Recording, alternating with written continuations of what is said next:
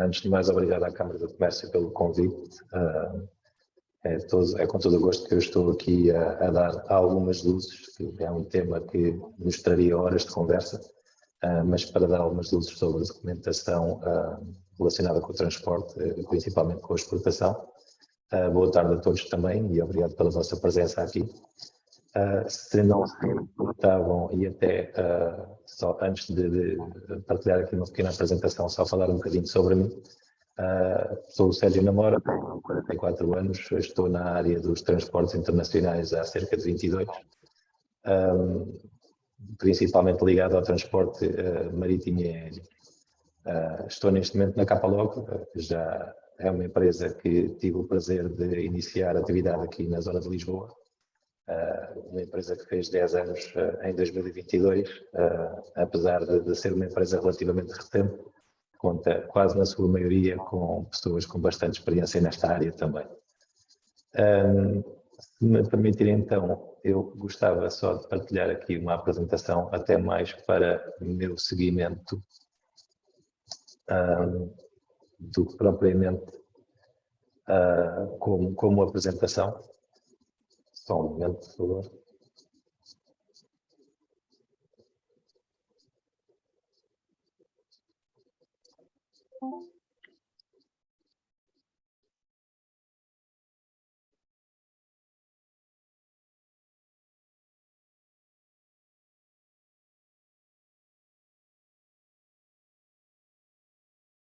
Peço desculpa só um bocadinho.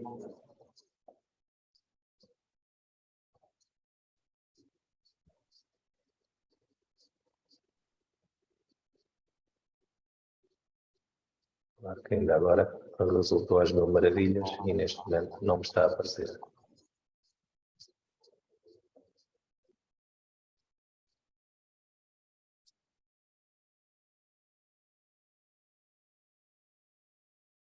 Peço desculpa, só mesmo mais um momento.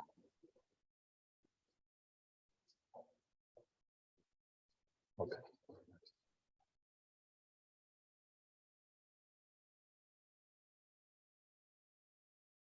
Ora, digam-me só então se já estão a ver a tela. Sim, sim. Obrigado. Então, como eu dizia, mais para seguimento daquilo que eu vou falar do que propriamente como apresentação, embora, obviamente, se tiverem interesse, posso partilhar esta apresentação. Os principais temas que eu queria abordar, e volto a recordar que, infelizmente, o tempo é limitado, sendo que este tema tem muito para falar.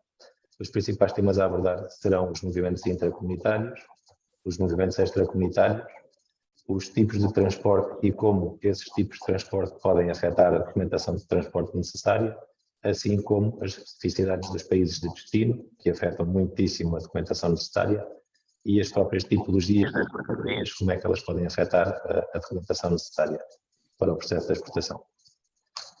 Antes de mais e muito rapidamente dizer o que é a fase transitária, ainda há pouco estava aqui a falar com o meu colega de painel.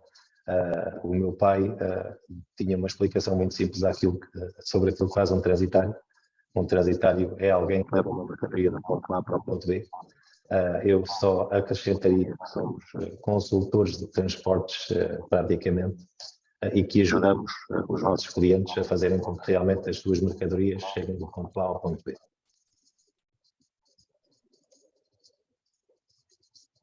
Em relação aos movimentos comunitários, é importante referir que, obviamente, sendo nós parte de um mercado de livre circulação de pessoas e de mercadoria, será também a área mais simples e onde me debruçarei menos, porque realmente os documentos essenciais, e é preciso focar esta parte do essenciais, para os transportes dentro da comunidade, serão uma fatura ou uma guia de remessa, que convém sempre conterem o número de contribuinte do destinatário, um packing list e, na parte da via terrestre, o preenchimento do documento que acompanha a mercadoria durante o transporte, que é o CMR. Como já foi dito no início da apresentação, obviamente, qualquer dúvida podem ir colocando, que nós, no final da sessão, tentaremos esclarecer. Da mesma forma, para movimentos comunitários na via aérea é praticamente a mesma coisa. Aquilo que muda é que, em vez do documento de transporte ser o CMR, passará a ser o Airway Bill, um documento que pode ser físico ou eletrónico. Cada vez mais temos agora a disseminação do Airway Bill eletrónico. E na via marítima, para além do documento de transporte também mudar, e eu vou aqui fazer uma referência muito rápida ao Bill of Lading, poderemos também ter a necessidade de um T2L. O T2L é um documento que comprova o caráter comunitário da mercadoria. Só é necessário quando, no percurso de um navio, o navio toca algum porto não comunitário. Se for um navio que for sempre, em todos os portos que toca na sua rota, forem portos comunitários, não é necessário este documento do T2L. Referindo-me aqui ao Bill of Lading, que é um documento extremamente importante para a via marítima. O Bill of Lading é um documento que pode significar, ou pode representar a ownership da carga, ou seja, onde quem tem o documento é o dono da carga. Isto já funciona assim desde o século XVIII, continua a funcionar assim hoje em dia. Pode tratar-se a documentação de modo a que o BL, o Bill of Lading, não valha a carga, mas fazendo um Seaway Bill, por exemplo, mas por natureza o Bill of Lading representa o dono da carga, ou seja, aquele papelinho é como se fosse um título da carga. Normalmente, por regra e por defeito, o Bill of Lading é entregue ao exportador, dono da carga, que só o vai enviar para o destinatário depois de receber pagamento da mercadoria, digamos assim. Em relação a movimentos extracomunitários, na via aérea, para além dos documentos anteriormente já falados, também teremos o despacho de exportação, a apresentação da mercadoria à alfândega. Na via marítima, exatamente a mesma coisa.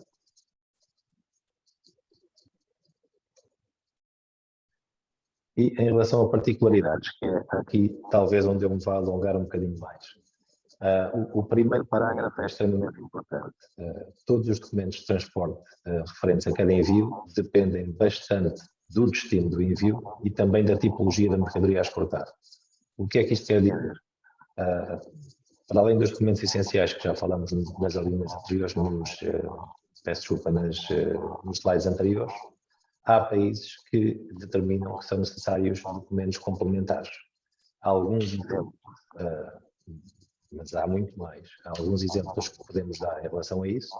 São os waivers que são tradicionalmente necessários nos países africanos. Nós, como temos um grande tráfego de exportação para Angola, Angola é um caso muito típico a nível dos transportes marítimos, em que é preciso emitir um documento que é o CNCA, ou ARC.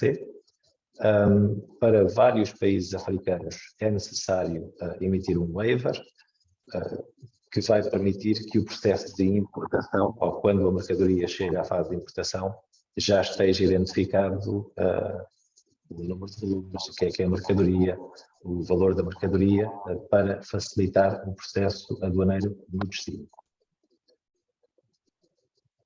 Para além destes waivers, e volto a dizer que estamos apenas a falar de exemplos, qualquer país que tenha acordo comercial com a União Europeia ativo vão quase de certeza ter também um documento, ou mais do que um documento, por vezes até mais do que um documento, que permite que o destinatário tenha benefícios de isenções de impostos ou alívio de impostos quando desembaraça aduaneiro no país de destino. O exemplo mais óbvio e que mais países têm para estes acordos comerciais é o Euro. O Euro normalmente é requisitado e preenchido quando da apresentação do despacho de exportação. Também o ATR, no caso específico do ATR para a Turquia, certificados de origem, vários destinos exigem a certificação de origem da mercadoria para poderem beneficiar dessas tais benefícios a quanto do desembaraço aduaneiro no destino. A legalização das documentações, que a própria Câmara do Comércio faz esse processo para alguns destinos, entre outros tipos de documentos dependentes, e volto a referir,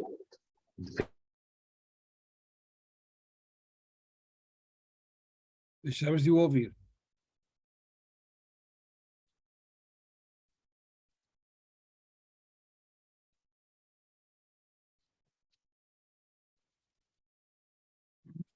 Não estamos a ouvi-lo. Sugeri só retirar o voto, desativar o som e voltar a ativar.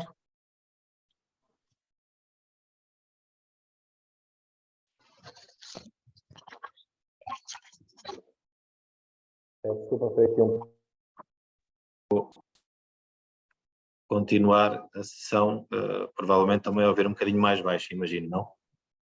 Está ok. Está bem. Obrigado.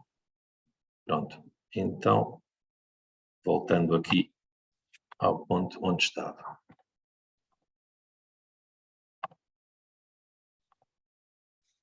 Ora.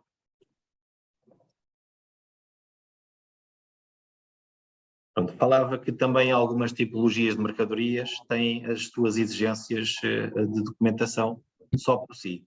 Ou seja, para além de haver destinos que necessitam de alguns documentos complementares, também há tipologias de mercadorias que só por si também o exigem.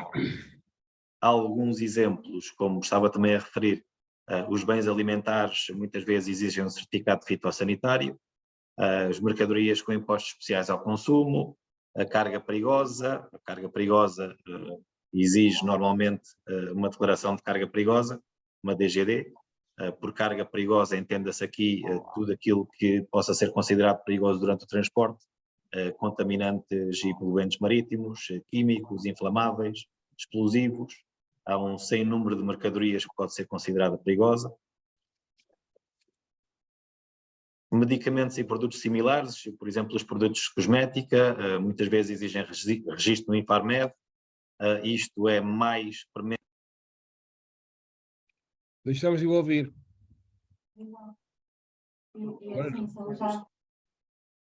Deixamos de o ouvir.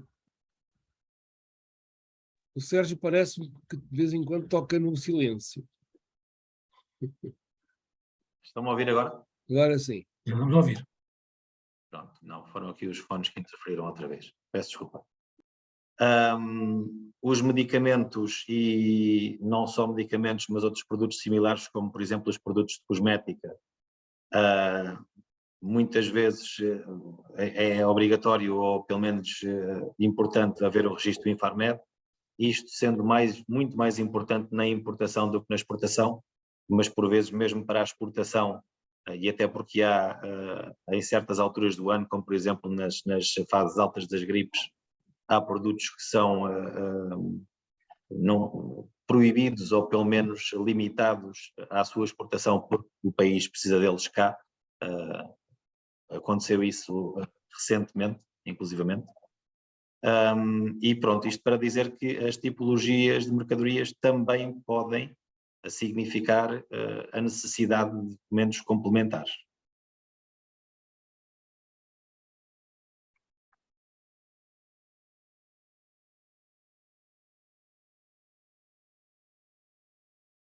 Ops. Como conclusões daquilo que eu estive aqui a falar nesta apresentação, é óbvio que é responsabilidade exclusiva, e é mesmo exclusiva do exportador, a elaboração de um certo conjunto de documentação obrigatória. Também o pode fazer, como é óbvio, em conjunto com o seu parceiro logístico ou aduaneiro. As faturas, os packing lists, são documentos sempre essenciais e que são responsabilidade exclusiva do exportador. Também a informação que vai para os documentos de transporte que acompanham a mercadoria, tanto o CMR como o Airway Bill, como o Bill of Lading, é responsabilidade exclusiva do exportador.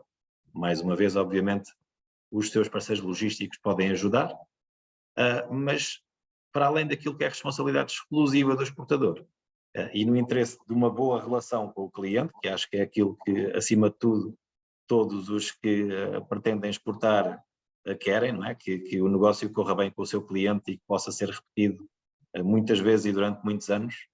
Há um dever de questionar junto do seu cliente, acho que deve ser aí o ponto número 1, o cliente e o consignatário,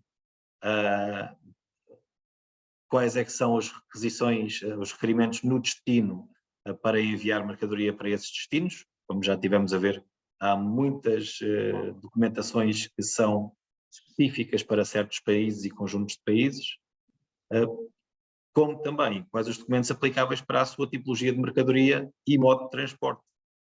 São itens que, apesar de não serem responsabilidade exclusiva do exportador, são, a nível de zelo e a nível do interesse de manter uma boa relação comercial com o cliente, itens que são muito importantes questionar sempre. Para isso, obviamente, cá estamos nós, transitários, agentes aduaneiros, despachantes, a própria Câmara do Comércio tem um nível de informação de necessidades de documentação, se calhar único no país, para poder ajudar os exportadores. E acabo por deixar aqui uma menção, que não tendo a ver propriamente com documentação, é algo que eu aconselho sempre seriamente a pensar-se nisso quando se fala do processo de exportação, que é a menção ao seguro de mercadorias. O seguro de mercadorias é opcional, ninguém é obrigado a contratar seguro de mercadorias. Eu não faço parte de nenhuma seguradora nem de nenhum mediador de seguros, não ganho nada com isso, mas tenho muita experiência nesta área e tenho muita experiência, infelizmente, acho que quanto mais anos nós trabalhamos nesta área, mais experiência temos com o sinistro. E aquilo que é importante referir é que os sinistros, quando acontecem, os transportadores, sejam eles as companhias aéreas, as companhias marítimas ou os transportadores rodoviários, têm uma responsabilidade muito limitada em relação ao valor a pagar em caso de sinistro. E por isso aconselho muito seriamente sempre a contratação de seguro de mercadorias para que possam estar muito mais seguros de que, se acontecer algum sinistro, o valor da mercadoria é realmente ressarcido.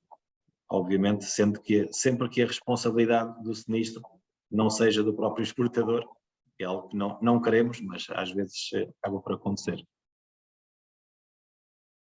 Não tenho muito mais a dizer, tenho a certeza que vou ter muito para dizer a nível de dúvidas no final, mas em relação à apresentação dos documentos de transporte e numa apresentação temporalmente limitada, é um bocadinho isto que eu queria falar. Lembrar que existem documentos sempre obrigatórios por parte do exportador e os complementares que devem sempre perguntar tanto ao cliente como aos parceiros que estejam a ajudar na exportação quais é que são esses documentos. Tenho a certeza que houve documentos que não falei aqui.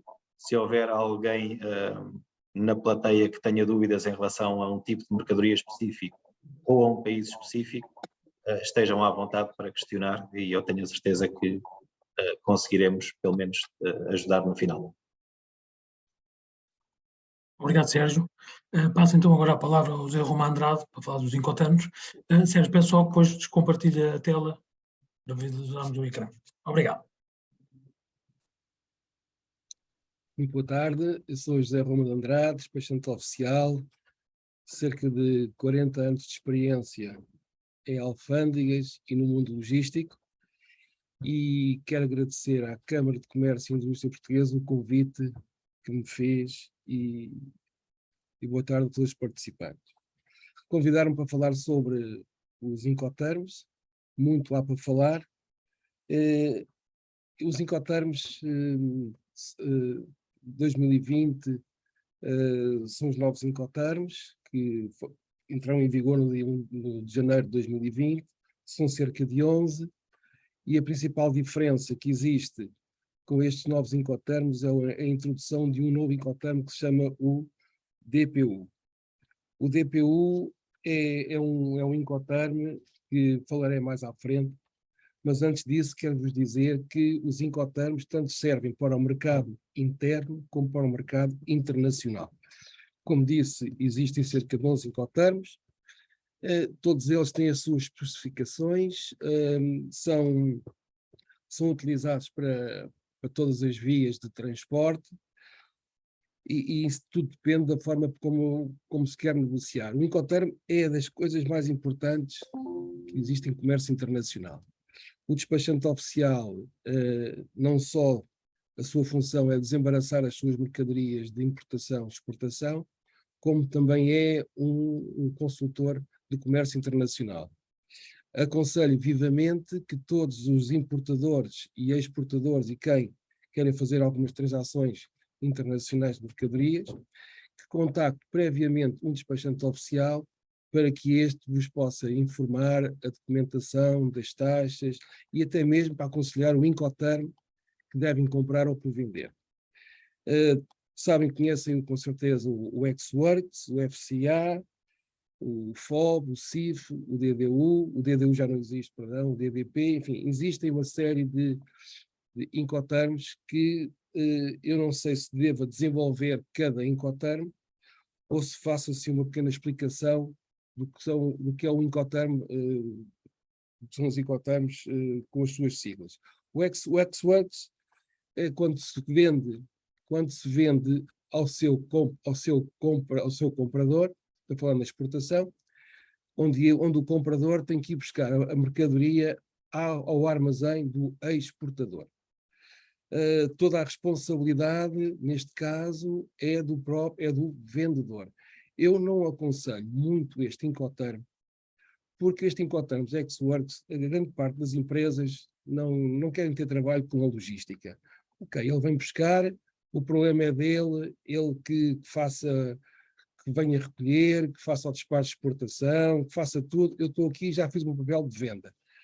Isso muitas vezes tem alguns dissabores que eu poderei depois explicar, se assim for necessário, mais à frente.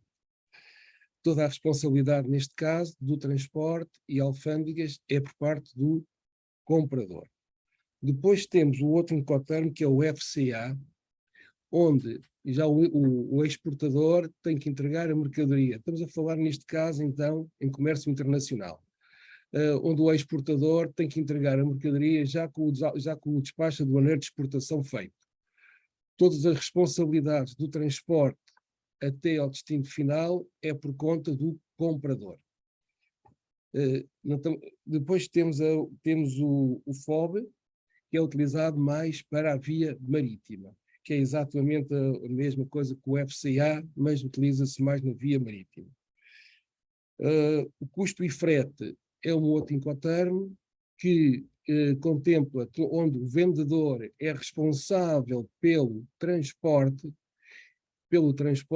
e pelo transporte da mercadoria até ao ponto acordado, sendo que é um risco porque o seguro terá de ser feito, não contempla o seguro e terá de ser feito, neste caso, pelo comprador. Temos o CIF, que a própria sigla diz, custo de seguro e frete, Customs Insurance and Freight, onde todo o transporte é suportado pelo vendedor, até ao local, até ao porto de destino. Temos o CIP, o CIP tem uma diferença entre o CIF e o CIP. O CIF é, como disse há pouco, é o local acordado até ao porto de destino. O CIP é o local acordado na descarga. Portanto, é uma diferença, também é tudo suportado pelo vendedor, com a descarga no local acordado, exceto as formalidades aduaneiras, claro está. Depois temos o DPU. O que é o DPU? O DPU deu lugar, vai substituir um Incoterm de 2010, que é o Incoterm DAT. Portanto, o DPU contempla tudo, exceto a parte aduaneira, contempla tudo, ou seja, o transporte dirige-se até ao ponto combinado para a descarga e quem tem que descarregar a mercadoria é o vendedor da mercadoria, não o comprador. Portanto, a responsabilidade da descarga é pelo vendedor. Se não chegarem a acordo sobre a descarga, é sempre preferível trocar o Incoterm DPU para o Incoterm DAP, que aí sim o caminhão ou o meio de transporte chega ao local acordado e a descarga é por conta do comprador. Essa é a principal diferença. O DAP, acabei de referir, também tem incluído o transporte até ao local acordado, neste caso, portanto, o local acordado, não no porto. As formalidades aduaneiras são sempre feitas realizadas pelo comprador. Depois temos o DDP, onde está tudo incluído. O incluído, o que é que inclui? Inclui todas as formalidades, inclui o transporte, todos os riscos, inclusive até o desalfandegamento de mercadorias, com pagamento dos direitos aduaneiros, se os houver, exceto, conforme isto também pode ser o acordo, exceto o IVA, que, enfim, como não é um custo, deverá ser suportado depois pelo seu comprador. Isto, em termos muito gerais, o que é que são os Incoterms, e eu, como tenho algum tempo, eu posso falar um pouco sobre o tal Ex-Works, porque é que eu não aconselho muito o Ex-Works e não facilitar no mercado internacional. Porque as mercadorias, o vendedor perde imediatamente o controle no momento em que entrega a mercadoria. Inclusive até perde as formalidades aduaneiras. As formalidades aduaneiras, a meu ver, não é por ser despachante, mas estou aqui para aconselhar, a meu ver, deverá ser sempre feito na exportação pelo próprio vendedor. Mesmo que depois chegue a acordo, os honorários do despachante sejam pagos pelo comprador, deverá ser sempre tudo controlado pelo vendedor. Até porque tudo indica, e isso está escrito no local, que nos próximos anos existirão menos controles aduaneiros e mais fiscalizações às empresas. E convém que essas empresas tenham o seu falho de exportação. Quando dá no Ex-Works, portanto, o próprio transportador que decide quem é que é o despachante, que decide onde vai fazer o despacho aduaneiro, que até pode fazer, se for uma via rodoviária, pode fazer na última fronteira de saída da Europa, e depois poderá ter um problema com a certificação de saída para provar às finanças que a mercadoria foi exportada. Isso fica aqui o meu conselho, vale o que vale, enfim, porque é muito importante. Poderia também falar na importação, e na importação também tem os seus critérios, também não aconselho, eu não tenho nada contra o Ex-Works, mas também não aconselho a comprarem nada, principalmente mercadorias de grupagem, não aconselho a comprarem no Ex-Works, porque terão sempre uma surpresa muito desagradável a nível dos custos. E qualquer empresário, o que gosta de saber e o que quer saber é quanto é que vai custar no produto final. E no produto final, portanto, convém sempre saber mais ou menos, com uma tolerância muito pequena, aquilo que vai gastar. E no Ex-Works não o sabe. A não ser que, e aí posso aconselhar, que numa caso de uma grupagem marítima, solicite ao seu vendedor, para ele dar exatamente as despesas que terá quando a mercadoria chegar ao porto de destino. Geralmente isso não funciona e tem umas certas surpresas. Aquilo que aconselho é que contactem, antes de fazer qualquer encomenda, um despachante oficial ou um transitário. Um despachante oficial para vos informar da documentação. O transitário para vos dar a respectiva cotação. Enfim, eu não sei mais o que é de falar sobre os Incoterms, mas temos aqui, enfim, os três empresários que melhor saberão, quando sei que os empresários aquilo que procuram é ter o menos trabalho possível com a logística, e posso-vos dizer, e os senhores têm essa experiência, que é na logística que tem os maiores custos. Existem os profissionais que vos podem aconselhar. E o Incoterm, mais uma vez vos digo, é um contrato que existe entre a compra e a venda de mercadorias. Se alguma coisa falha, podem muito bem, demonstrar por A mais B que o acordo foi feito através deste Incoterm. Portanto, não sei mais o que é de falar sobre isto. Gosto mais de um debate, de perguntas e respostas, que eu estarei aqui para fazer. Obrigado, José. Foram sendo postas algumas questões já no Q&A, no entanto, e quero agradecer ao Sérgio Namora, tem vindo a responder às mesmas, mas de qualquer forma, posso colocar uma que já foi respondida, mas para ver a opinião do José sobre esta matéria, tem a ver com a pergunta colocada por José Moreira, questiona que, em caso FOB, quem é a responsabilidade de um eventual sinistro na viagem marítima? É para mim essa a questão. Sim, Sim, posso. No FOB, o risco é sempre do comprador, porque o comprador terá que fazer depois o seguro da mercadoria. Portanto, o FOB, o vendedor tem que apresentar a mercadoria ao transporte, neste caso com as formalidades aduaneiras feitas. A partir daí, todo o risco do transporte é por conta do comprador, até porque foi ele que comprou o transporte. Sérgio, não sei se quer... Sim, eu acrescentaria só que é a responsabilidade do comprador a partir da altura em que passa a morada do navio. Esta é a designação mais corrente em relação ao FOB, ou seja, para termos uma ideia muito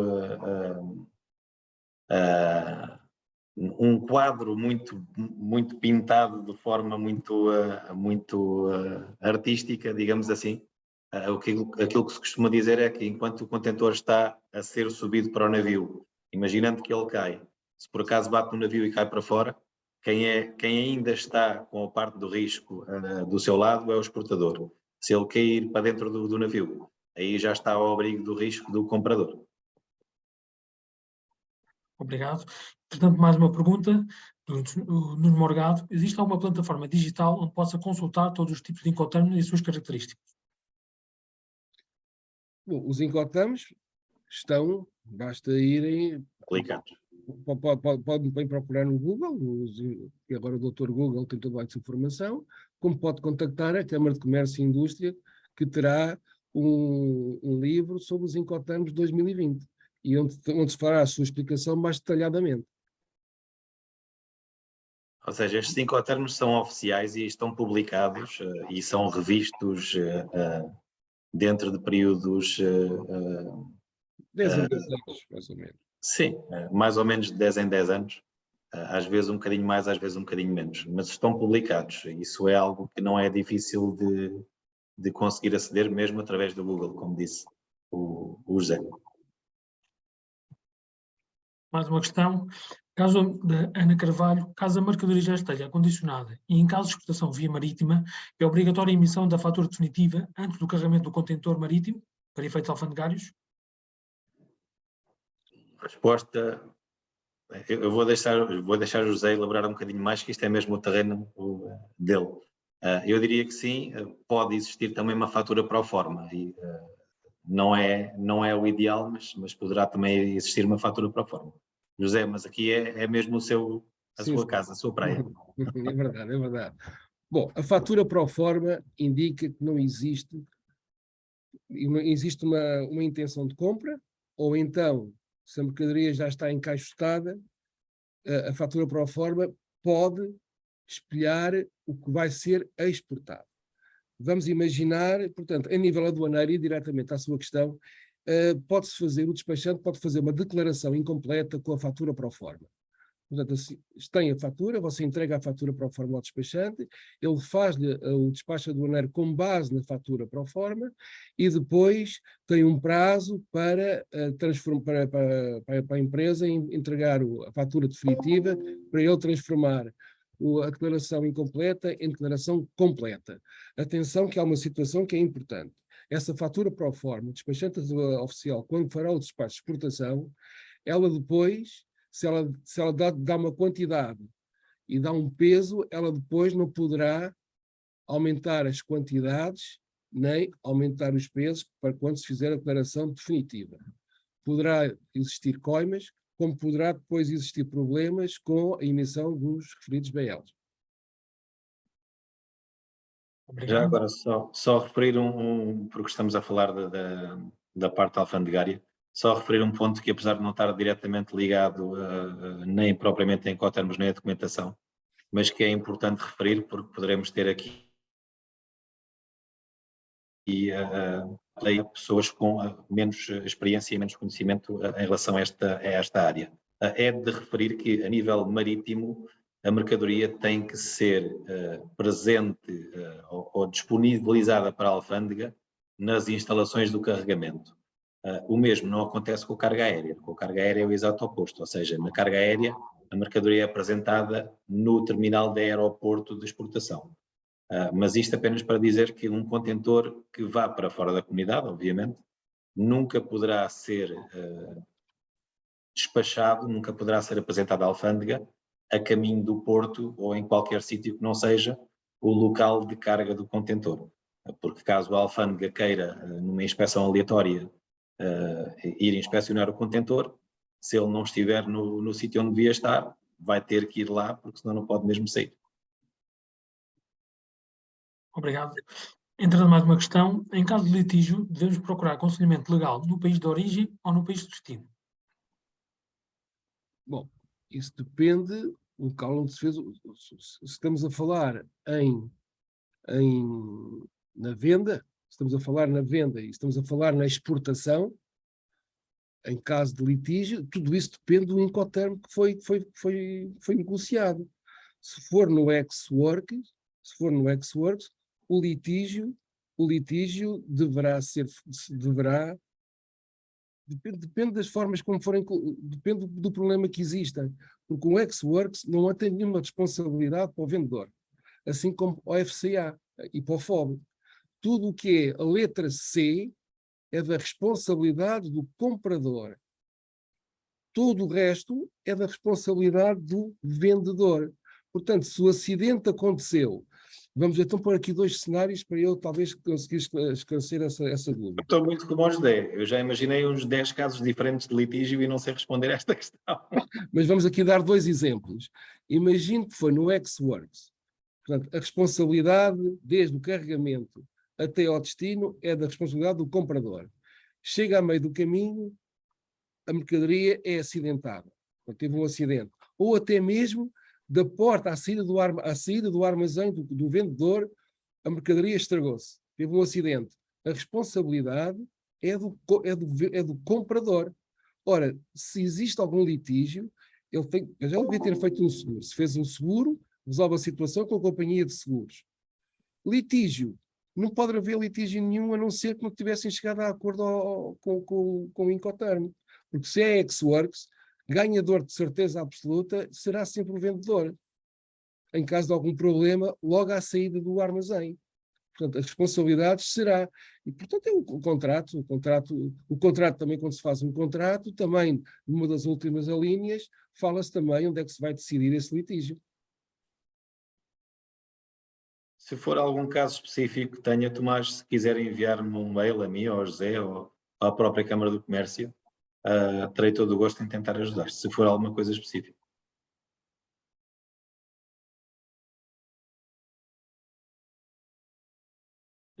Já agora, Sérgio, como mencionou no início da sessão, depois vamos mudar então a sua apresentação, já a esse pedido, nomeadamente do Sr. Nuno Morgado, depois enviaremos então para todos os inscritos a informação, a apresentação do Sérgio, conforme combinado. Muito bem.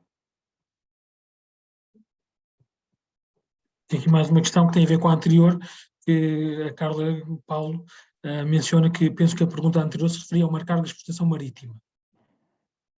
Certo, mas litígio para mim pode ser várias coisas. Pode ser um litígio sobre pagamentos, pode ser um litígio relativamente à carga danificada, pode ser um litígio em relação a custos de transporte, a sobrecustos, que isso então é o nosso dia-a-dia, é discutir com as companhias aéreas e as companhias marítimas sobrecustos que as companhias se lembram de aplicar.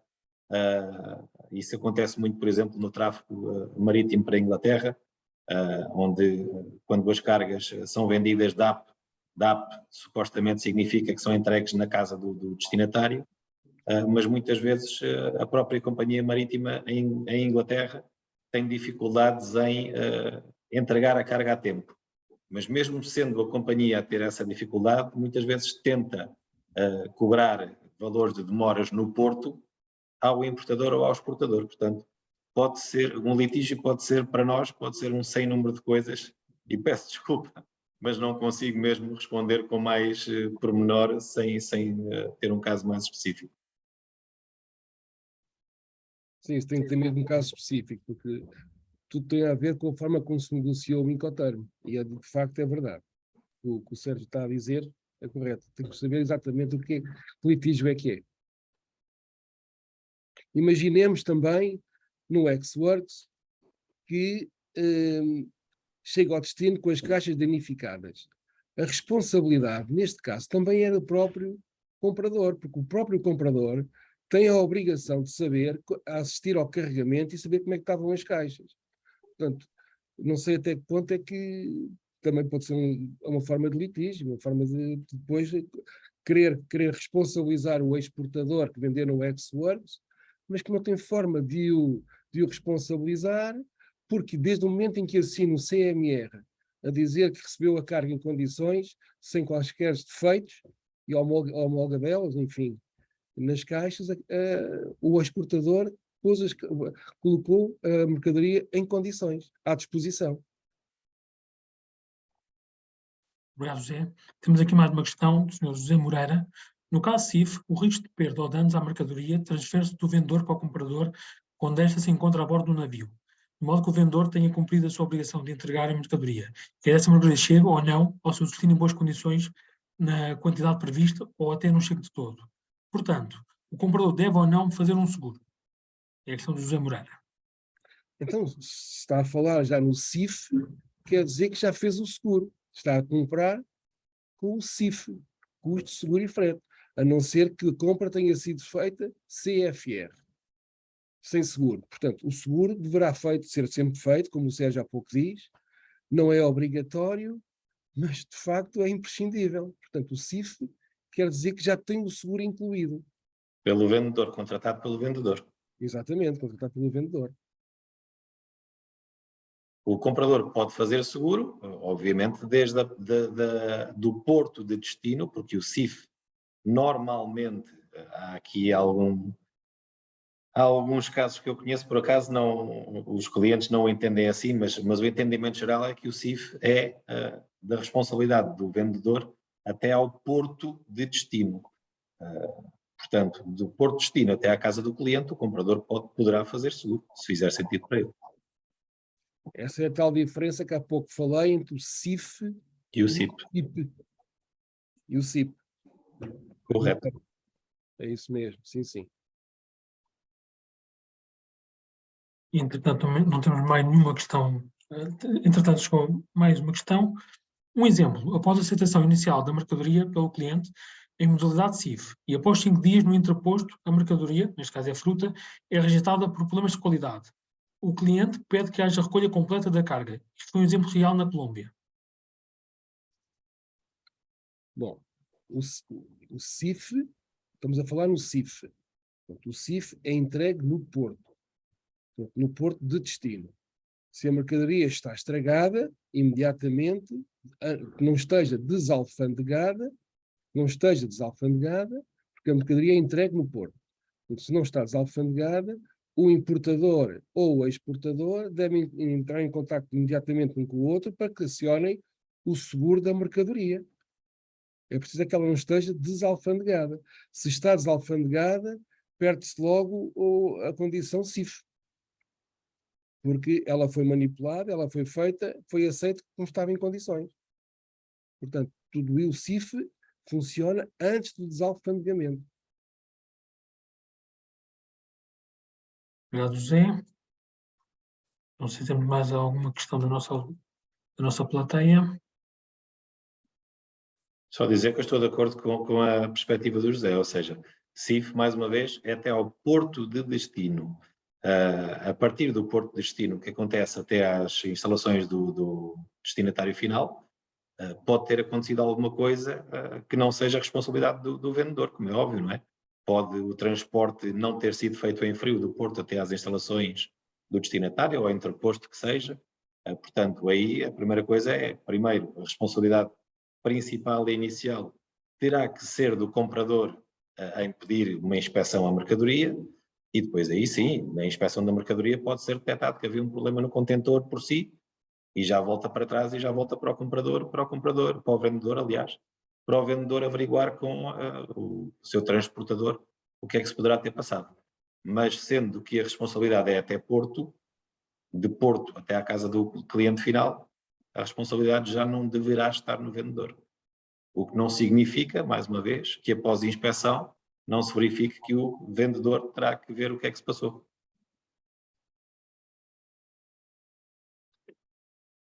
Carla Paula tem mais uma questão. Perdendo-se a condição CIF, como deve proceder o vendedor em relação a uma reclamação de qualidade? Como deve, uma exportação CIF, como é que o vendedor... É o mesmo caso, correto, Carla? Presumo que seja o mesmo caso. Presumo que sim.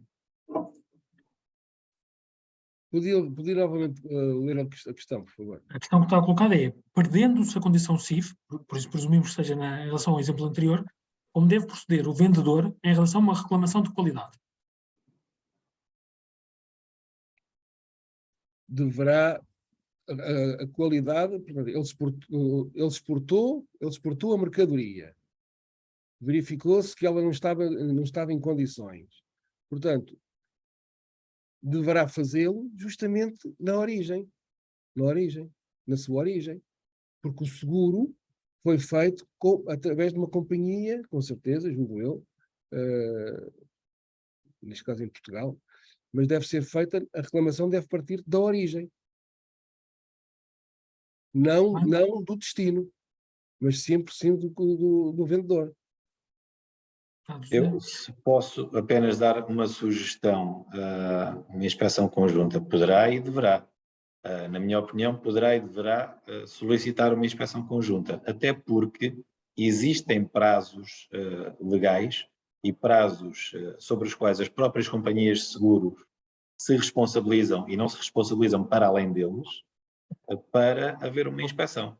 Ou seja, eu como importador, eu recebo uma mercadoria no meu armazém ou no entreposto ou o que seja, eu não posso estar 3 meses à espera para reclamar e dizer que a mercadoria está estragada. Não é? Tenho prazos legais para o fazer. E a minha opinião realmente é que imediatamente quando vem uma reclamação do comprador, o próprio comprador tem que se assegurar de que há uma inspeção isenta, em que poderá ou não estar o vendedor da mercadoria também presente nessa inspeção, mas tem que ser pedida essa inspeção. Caso contrário, não há modo de assegurar que a mercadoria não se estragou já fora do contentor, não é? Ninguém pode saber isso se não houver uma inspeção. O que eu também poderia sugerir, e já que se foi CIF em princípio terão contratado seguro de mercadorias ou seguro de transporte, é contactarem primeiro que tudo a vossa companhia de seguro, que melhor que ninguém estará habilitada a ajudar-vos com essa situação. Eu até posso dar um exemplo, que tive agora recente com um cliente que comprou o CIF, fez o desalfandegamento da mercadoria no cais e o próprio empilhador deixou cair o contentor para o chão quando ia para carregar para o caminhão. O despacho aduaneiro já estava pronto. A solução, pronto, o cliente, o comprador que comprou no CIF, questionou-me e o que é que eu lhe pedi? E é isso, portanto, pediu-se à origem o certificado do seguro, que o certificado de seguro, o da origem, tem sempre um correspondente no destino. E então aqui sim, o meu cliente contactou a empresa, portanto, correspondente dessa companhia de seguros, que de imediato foi ao cais, no dia seguinte foi ao cais, verificou o estado da mercadoria e apurou os danos causados e, enfim, E depois foi a companhia de seguros que pagou os danos causados, e depois entre o comprador e o vendedor acertaram as contas. Portanto, a companhia de seguros tem sempre um correspondente no destino. Portanto, pode-se acelerar o processo pedindo essa apólice à origem e, mediante essa apólice, está lá com certeza escrito quem é que é o agente em Portugal dessa companhia de seguros.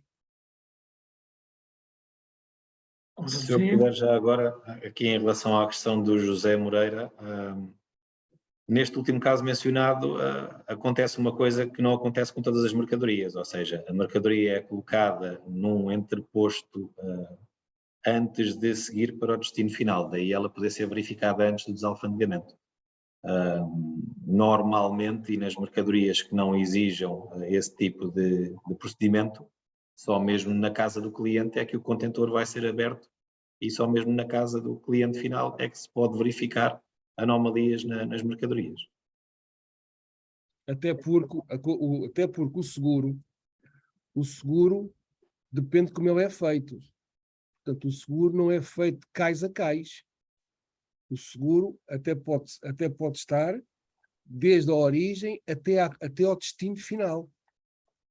É diferente do transporte.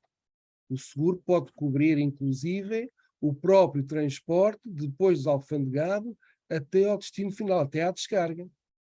Portanto, tudo depende da forma como se fez o seguro. Portanto, Carla, eu voltaria a bater na mesma tecla, ou seja, se não houvesse seguro feito, a reclamação seria feita da vossa parte, ou da parte dos dois, do vendedor e do comprador, contra a companhia marítima. Havendo seguro feito, a minha opinião e a minha sugestão é que contactem com a companhia de seguros primeiro que tudo, porque a própria companhia de seguros é que vai agir contra a companhia marítima se for caso disso. Obrigado. Mais uma questão. Se tratar de uma reclamação contra a companhia marítima, como devemos proceder Era na isso que eu origem? estava a responder, peço desculpa. E a outra questão colocada. Boa tarde. Em relação ao CIP, é considerado o local acordado no aeroporto ou outro local previamente acordado? O CIF é sempre até ao local do porto ou aeroporto. CIF. CIP, C-I-P. O CIP, justamente, é até ao local de descarga, ao tal ponto acordado. Ou seja, a mercadoria fica desalfandegada tanto no aeroporto como no porto, e depois o transporte desde esse local até ao destino também é por conta do vendedor. Obrigado. Mais uma questão. E se o seguro for de porta a porta, é possível vender na mesma CIF ou temos de mudar o Incoterm? Então, se o seguro, o seguro é sempre independente. Portanto, se o seguro for feito à parte, podia repetir, por favor? Se o seguro for de porta a porta, é possível vender na mesma em CIF ou temos de mudar o Incoterm? Não, se o seguro é porta a porta, é sempre o CIF. Já estou a entender. Portanto, se é o CIF, não, neste caso, se é porta a porta, é o CIF. Neste caso, deixe-me ver. Portanto, neste caso, não deverá mudar o Incoterm. Não deverá dizer é que no CIF, no Insurance, na origem, poderá ser o CIP, poderá ser o CIF, mas o Insurance poderá assegurar a mercadoria até à porta do cliente. O CIF o que diz é que há uma obrigatoriedade de fazer seguro até ao porto de destino, o que não quer dizer que não possa fazer seguro de porta a porta. Pois, claro. Isso é um extra, tem um custo extra e até pode haver destinos em que as companhias de seguros não queiram fazer seguro de porta a porta. Mas se pode fazer, pode fazê-lo e pode manter o CIF. O seguro é sempre feito com base no valor dos 110%, devem saber, não é? Portanto, sobre 110% do valor da mercadoria. A mercadoria vale 100, faz-se o seguro por 110, é prever os lucros esperados. Ainda temos mais alguns minutos, não temos mais nenhuma questão. Não sei se quer o Sérgio, quer o Zé, quer acrescentar alguma coisa para finalizarmos a nossa sessão. Eu apenas poderei dizer que foi um prazer estar por aqui. Quer dizer que todos os empresários devem dar importância à cadeia logística, que é onde tem os maiores custos. Antes de fazerem qualquer compra ou qualquer venda, devem contactar um despachante a efeitos de documentação, a efeitos de e também para aconselhamento do Incoterm a ser utilizado, e a nível do transporte devem contactar justamente um transitário, porque são eles os expertos na matéria. Eu estou disponível através do meu e-mail para me colocarem qualquer questão. Tenho algumas especialidades no meu currículo, poderão verificar na minha página. Enfim, gosto imenso de aconselhar e tenham cuidado muito com o Xworks. Entretanto, Sérgio, antes da sua declaração final, só aqui mais uma questão que entretanto surgiram. A Carla Paulo volta a referir agora sobre a situação. Já tive situações em que o seguro foi acionado na origem, por motivos de reclamação contra a companhia marítima, e que a companhia alegou que o importador não abriu reclamação no destino.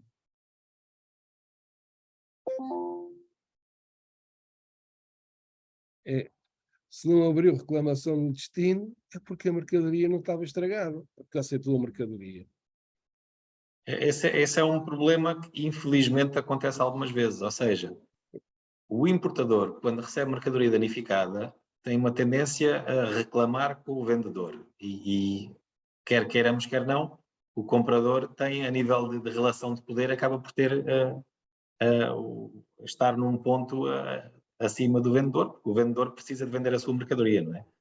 Agora, o procedimento não é só reclamar com o vendedor, o procedimento é proceder a uma inspeção, porque só uma inspeção é que pode aferir do que é que realmente aconteceu com a mercadoria.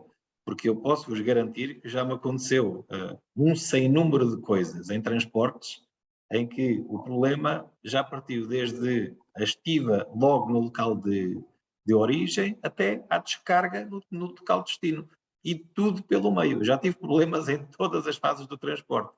Agora, se não há uma inspeção que possa verificar o que é que aconteceu ali, infelizmente a companhia marítima pode proceder desse modo. Pode dizer, se não houve uma reclamação e uma inspeção à mercadoria, como é que eu me posso assegurar que a mercadoria estava danificada?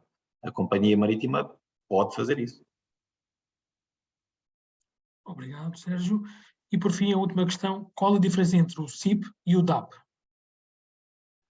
Entre o CIP e o DAP? Exato. O CIP geralmente utiliza-se para a via marítima e o DAP utiliza-se mais para a via rodoviária. É exatamente a mesma coisa. Simplesmente estamos a falar, ambos são modais, onde se podem utilizar tanto numa via como na outra, mas o DAP utiliza-se mais na via rodoviária e o CIP na via marítima. Obrigado. Sérgio, então, para terminarmos, suas últimas palavras, por favor. Não varia muito aquilo que disse o José. Obrigado pelo convite. Estou 100% disponível para esclarecer alguma dúvida que tenham em relação à documentação de transporte ou não só documentação, mas as especificidades do que é que cada país à importação pode necessitar, porque não estamos só a falar de documentação. Por vezes, caso dos Estados Unidos, por exemplo, há uma necessidade de transmissão de informação eletrónica e outros sem número de questões que não têm a ver com documentação, mas têm a ver com particularidades dos países de destino. Portanto, estou também ao vosso dispor para qualquer dúvida que possam ter. Este nosso negócio nunca temos um dia aborrecido na nossa atividade. Há muito conhecimento que só mesmo ao longo dos anos é que se ganha. Tenho a certeza que temos aqui exportadores com muita experiência que concordarão com isto que eu digo. Só mesmo a experiência e o dia-a-dia é que nos ajuda a aprender